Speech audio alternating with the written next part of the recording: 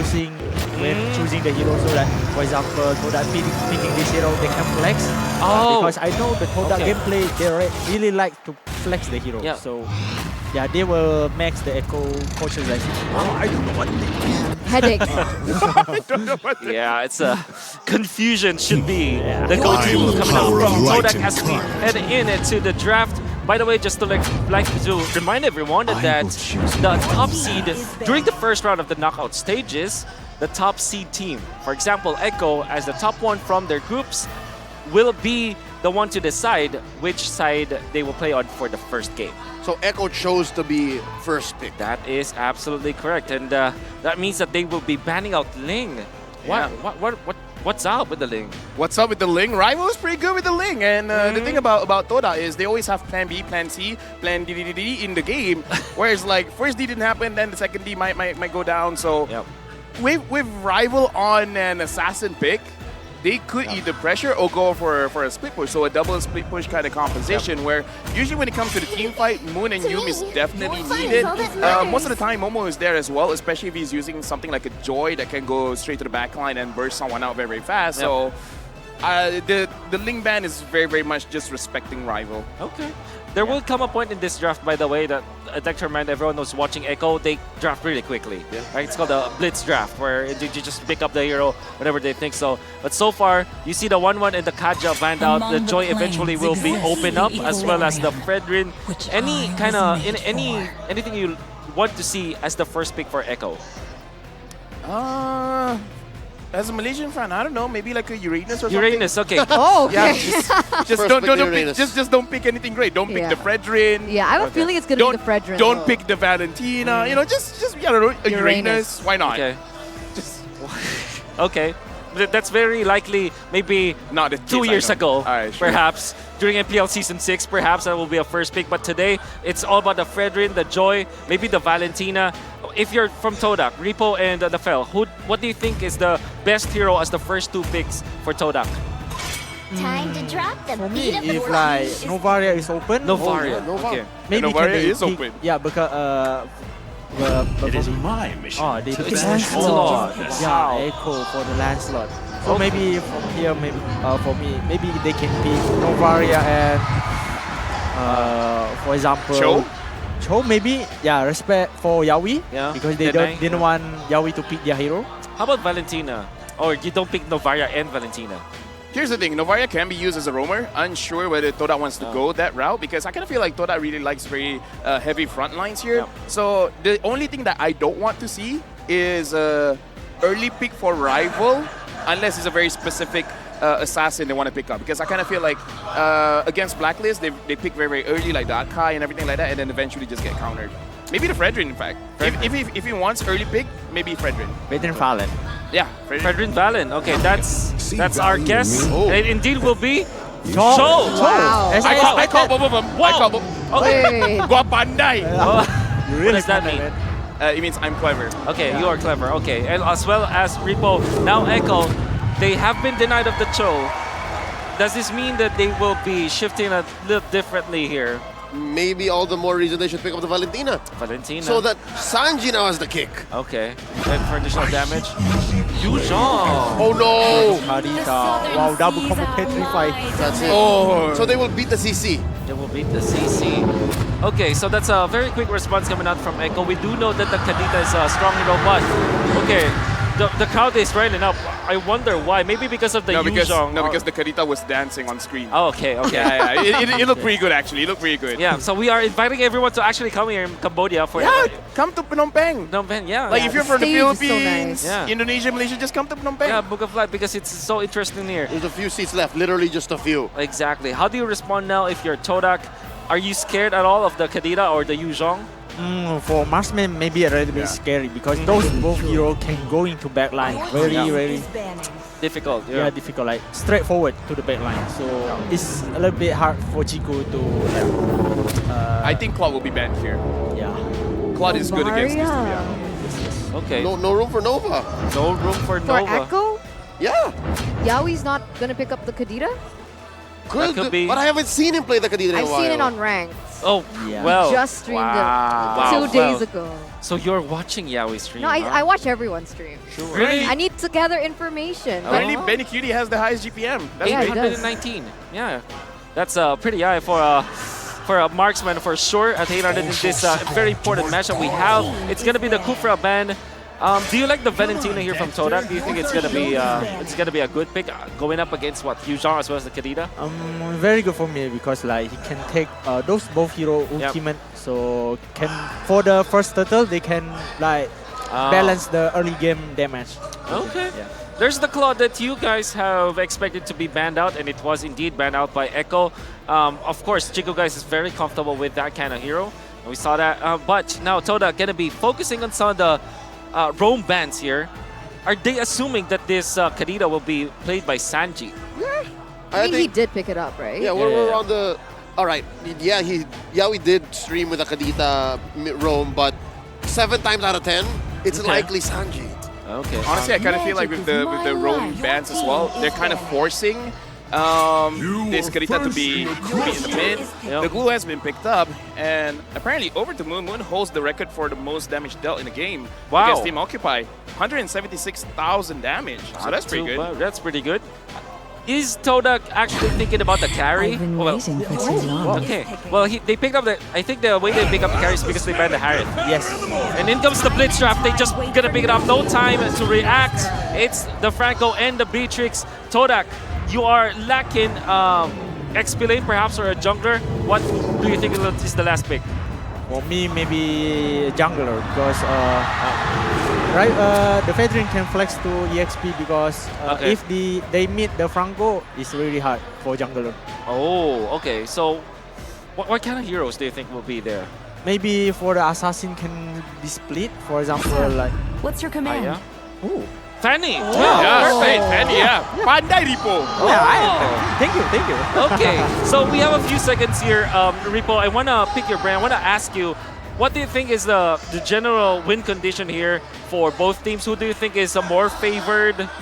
For me, I didn't pick any side. Like, I'm Malaysian, but I really like Echo Draft. Seriously, Okay.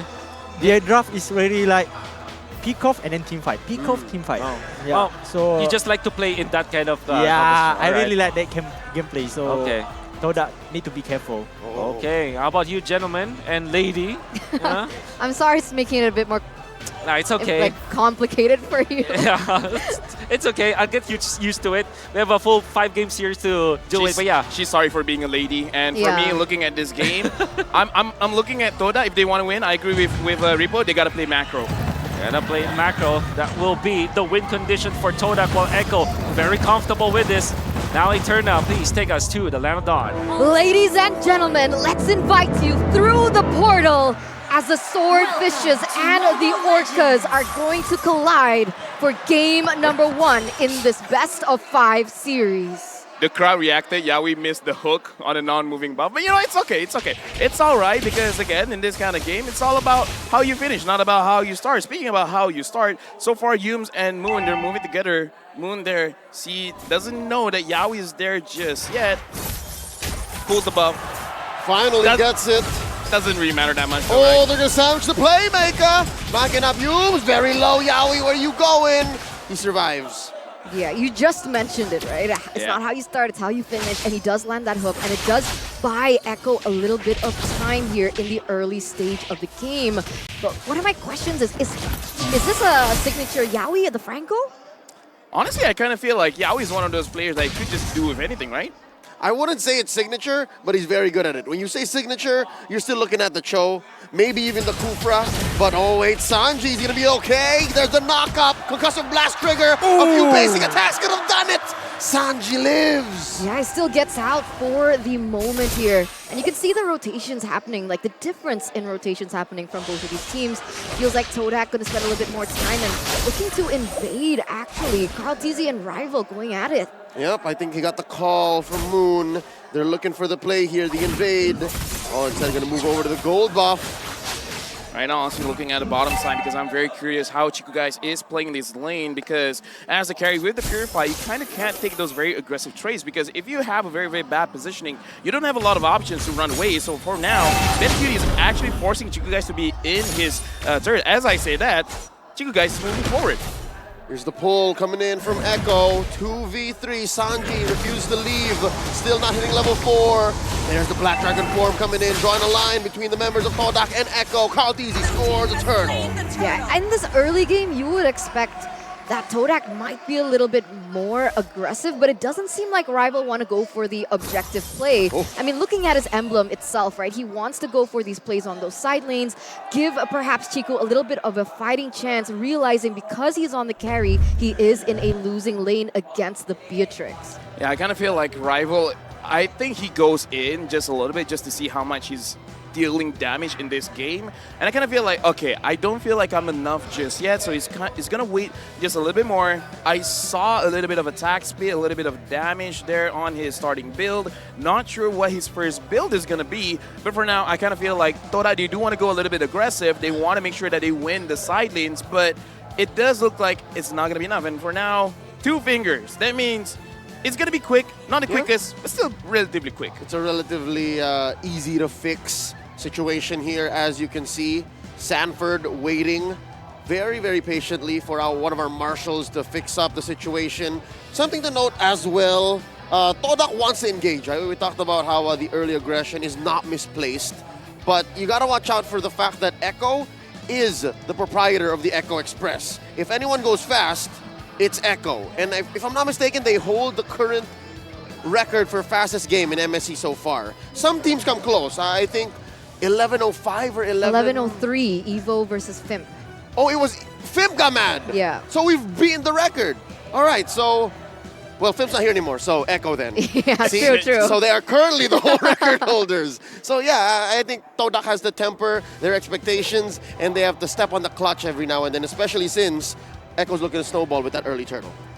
Honestly, one point as well that is very interesting. We have to see in game number 1 how things are going to go down, because I kind of feel like for the Malaysians watching, they're like, yo, they're trusting Rival again because now he's on that assassin, which is, I gotta say, pretty risky because we see how Philippine teams know how to go up against assassin junglers. Just make sure you control their buffs, and then eventually they'll get capped. Yeah. They will reach their ceiling very, very soon. So this is big trust coming in for Rival. Yeah, that's a question that I wanted to ask, right? Because we saw the game from Blacklist yesterday, right? When his opponent picked up an assassin in the jungle and they were able to freeze that blue buff and make the Fanny just really unable to do anything. It was a walking Fanny, but this is the circle of life. Did you know that the orcas actually naturally prey on swordfishes in the sea? For this match, they will retain the same natural order, or will the food chain be reversed this time? The more you know. So nature, or, you know, breaking nature. This is perfect. For TODAK. This is perfect. It all leads into what we were discussing prior, right? Again, making sure that the purple buff doesn't come through, making sure that Rival, this trust put in him, comes through. Hey, talking about assassin junglers, this is the assassin jungler. This is Karlteezy, right? Yeah. Utility jungle, wise, sure, whatever. But in the early days of MLBB esports, it's Karlteezy. I mean, that's why the Lancelot, he has a Lancelot skin. He is the Lancelot He is skin. the Lancelot. He's a pretty good looking Lancelot. Okay, and with that in mind, let's see. Oh, what? There's a bite down on Ayooms. Again, we mentioned the GOAT. He draws first blood. I mean, that just happened, Chiku guys, losing the lane. You were talking about how Echo will be the one moving forward. Exactly. And that just happened. Satu v satu. Yeah, they heard you. I mean, for some reason, I cannot say that I did not expect that to happen from Chiku. Hey, He's always so aggressive. They don't know that Echo wanted to go just as fast given their pick-off engagement. As Ripo said, right? This is the playstyle he likes. Well, I mean, you know, TODAK has the second option of splitting the map. Usually we see carry with something like a Kaja or a Franco to make sure that you get that confirmed 2v1 kills, but I don't know. I'm very interested to see how TODAK is going to move around the map because, again, something about TODAK, I would say one of the early monikers for them is that they're the king of comebacks because they always seem to lose the early game, come mid and late. Somehow they just turn things around. quite interested in this in-game equipment by the Beatrix, right? So Fury Hammer for the damage, and she has the pants, but she's in a winning lane. Is it because she's, you know, vying that rival may come to that lane? Yeah, legit, because again, anything could turn around very, very quickly, especially now looking at this. 4 people from TODAK are coming down. It looks like they know something is up, so Yaoi is just bringing the farm a little bit quicker. Now looking at the emblem set as well, I don't think anything is going to grab anyone's attention. Yeah, and again, the Steel Lake plays just to make sure that Rival cannot get a kill, and I think that's why Rival came, saw how much damage he can deal, and then he's like, yeah, it's not enough. It's not enough. Yeah, so far here, things are getting a little bit more passive. Both teams are trying to set up as best as they can to get that next objective, which is that turtle, right? Both of these teams are quite dependent on that level 4. They've hit that already, as we are already in the 5th minute of the game. Yep, Carl Teasy making a beeline. He knows, not wasting any time. Sanford goes for the Black Dragon form, no one home. Instead, TODAK is going to inhabit the lower part of the map. They're going to try and pressure Benny Cutie here. Spots Yaoi, gets the kick, that's 4 members, make that 5. TODAK get the pick off on the playmaker. Wait, that's a lot of resources for Yaoi. Was that worth it? Whoa, whoa, whoa, it's Sanji? We'll talk about it in a bit. Hume's looking for 1, sniper shot misses. The question. Yeah, back to that, right? Was it worth it to, you know, just expand all your resources onto Yaoi there? Definitely, because Yaoi is the one that can stop the play from happening with the Bloody Hunt, so I kind of feel like drop down Yaoi first, and then if you guys want to go again, you guys can go again. And I kind of feel like this is one of those early strats where you try to drop the tank first, just to make sure that they can't do anything come late game. Flicker Bloody Hunt looking for the knockup as well. Humes is still here. In comes Rival as well. Humes gets the kick. Down 1. Sanji does not survive. In comes Carl Teasy. Taking down Rival, but he's sandwiched by 3. Can he get Moon? The answer is no. Retreating underneath the base. The turret. Sanford finds 1. And now they're looking for more. Sanford very low. Not enough basic attacks from Chico, guys. They disengage. You can tell that Yaoi is out for blood, right? He was taken down earlier by the play coming in from Yums, and he did the same thing. However, it does result in a 1-for-2 trade, and it actually alleviates Echo's pressure. Right now, looking at the situation, Echo still has a very good goal lead. Yaoi able to pull the buff away. Looking at the situation, TODAK is really just waiting for opportunities. Once the opportunities present itself, then they'll go in. And looking at the way that they've been playing, they're really looking at Moon as well as Chiku. Do you guys have enough damage? And it looks like they don't have enough just yet, especially you guys gets taken down. So she wrote, they're going to convert into this tier 1 up top. Down bottom, it looks like they're going to go for the same play. It looks like TODAK might try the same thing. Just throw everything at Yaoi. All right, but is that going to be fair trades happening, right? Is there a certain power spike that we need to be aware of for the side of TODAK? Because as of this point, 7 minutes in, they haven't been trading equally. Echo's been getting better trades. Long before that, probably secures it. Nope, nothing to trade here. They're outgunned and outwitted. The turtle goes over to Echo. That's a clear advantage going over to the Orcas. Honestly, one thing that you could look out for is Chiku Guys having 3 items first, because Chiku Guys is the most confident one. He has that 3 items, but... There's another bite down and a pickoff. Humes didn't know what hit him. You were saying? Nah, I'm just saying, like, how can you really do anything when the moment you want to move, you get caught? Because at this point, TODAK keeps getting caught. But here's the thing. Not 100% their fault. It's just that Echo, their position well. What? Yaoi snags Momo! And another kill! Everyone was in there. I'm sorry, LaFell, but this is looking brutal, right? They know exactly what their composition entails. They go for the pickoffs right, left, and center. And even Sanford goes for a 1v1 kill and wins. Dude, I don't know. We've seen a lot of fannies drop to the EXP laners, the Badang, the Yuzong, and I gotta say, Yuzong, the damage can be quite deceiving because the damage is coming in from that passive.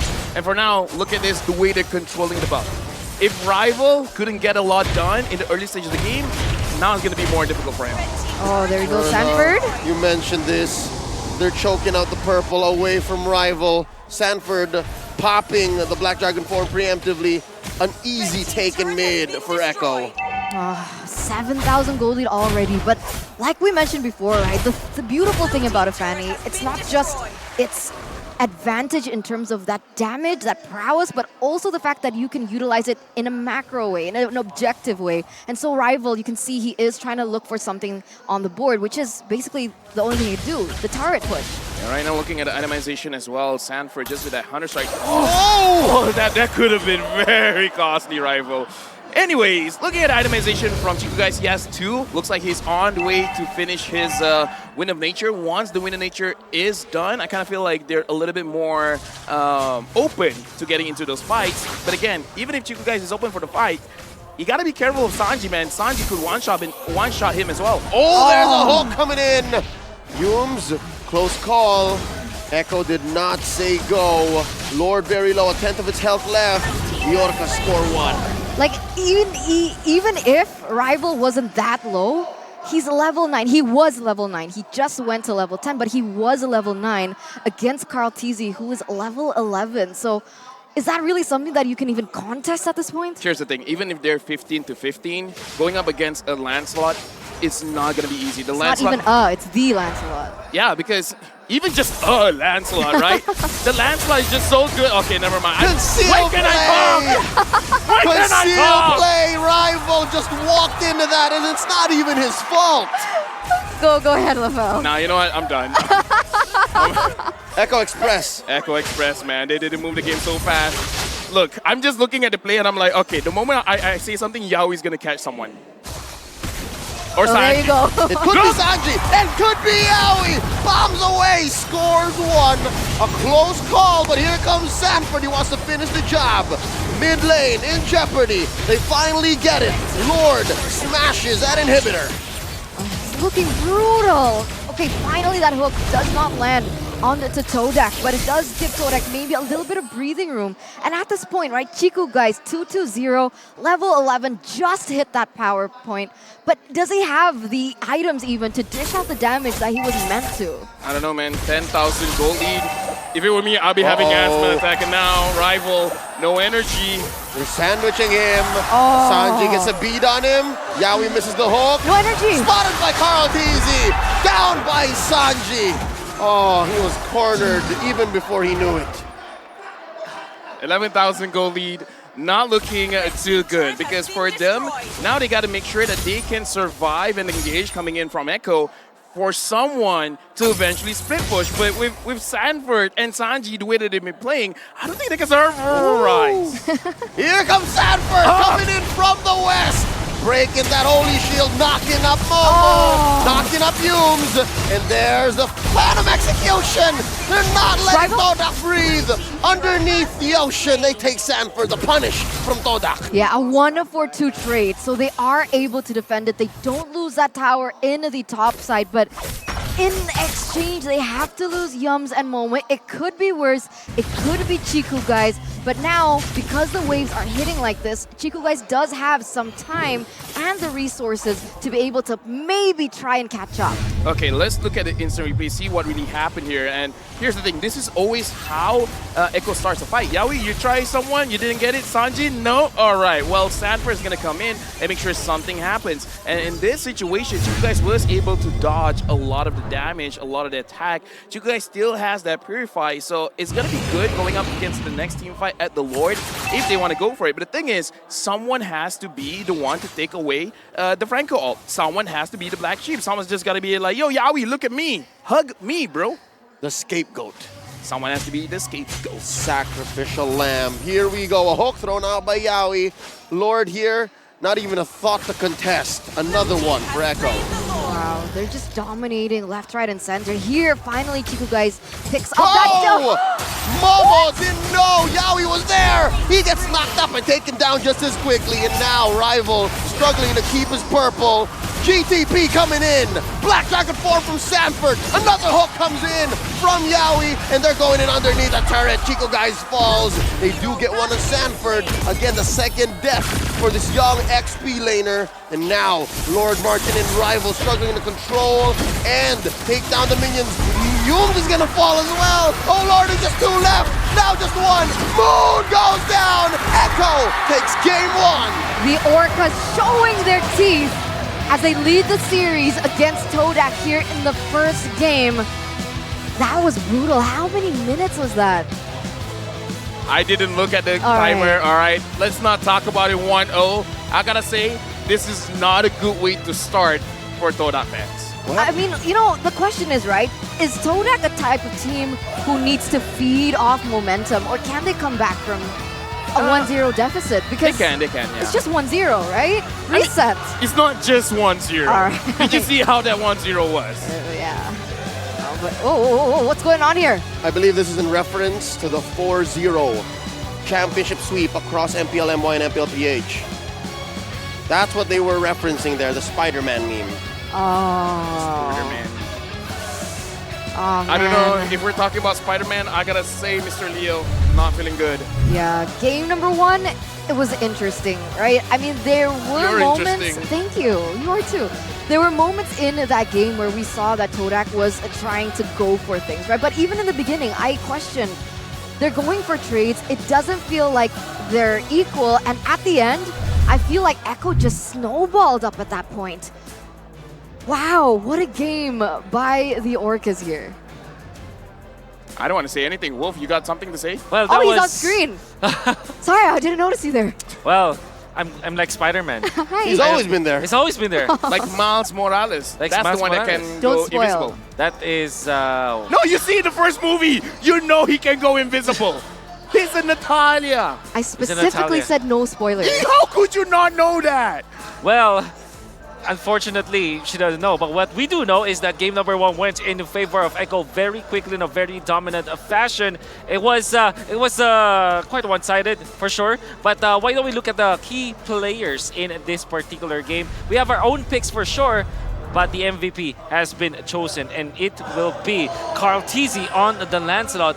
I would just like to take note, by the way, the starting items for this guy was actually a Molten Essence into a War Axe, straight into the War Axe. That means that Carl TZ really want to go for the damage build.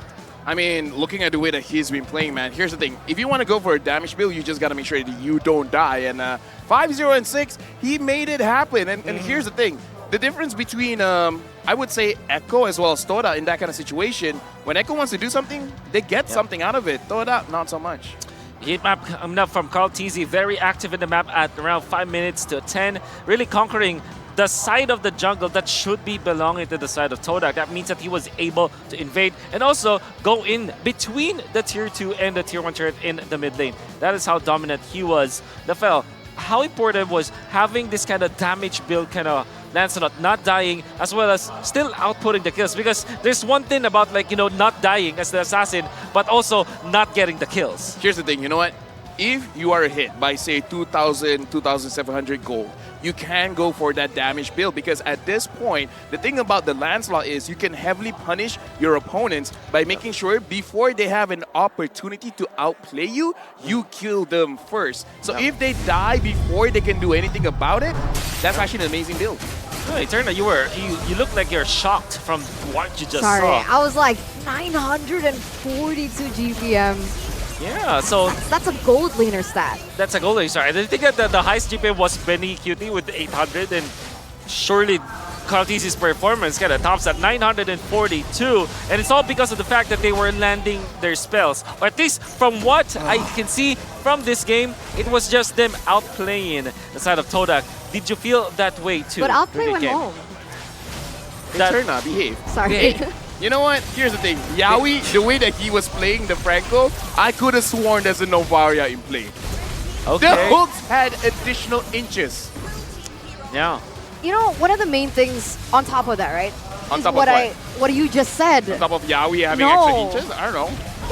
No. The Franco. That's what he just said. Yes. Okay. It's whatever you said. Okay. Is what I noticed in the map is the fact that because of how they kind of, you know, compose their drafts, right?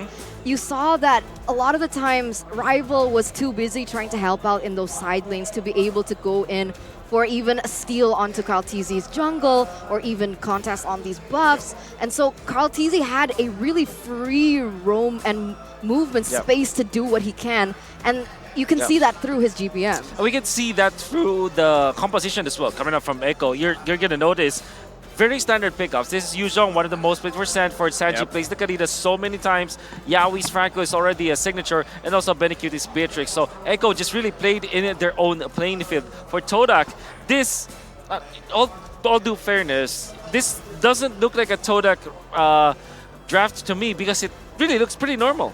Yeah, and the thing is, they couldn't go for a lot of fights because TODAK is the, Langar basically means charging into your opponents.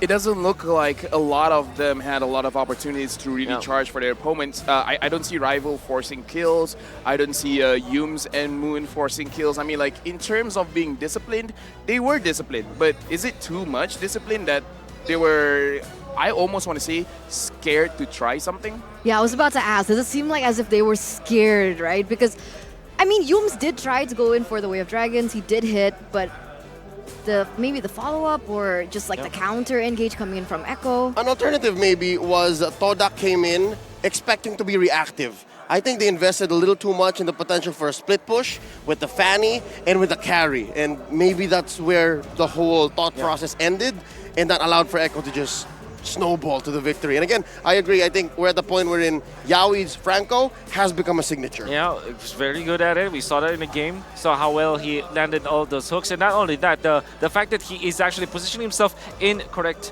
lanes. For example, there was a lot of focus in the gold lane.